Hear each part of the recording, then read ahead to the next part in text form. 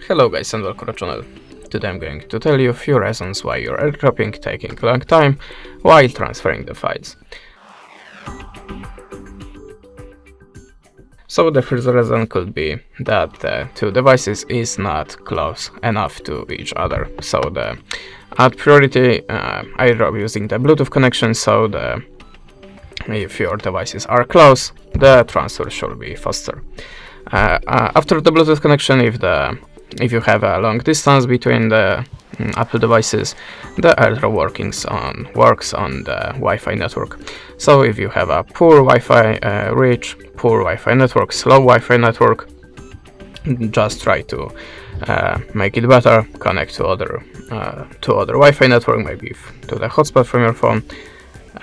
The next reason is that your files are large, so you can try to compress it by the zip RAR archive files.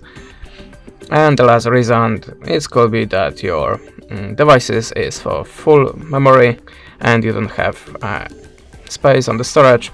And in this case, just try to clean your storage on your iPhone. And that's it. Thanks for watching. Leave us a subscribe, comment, and goodbye.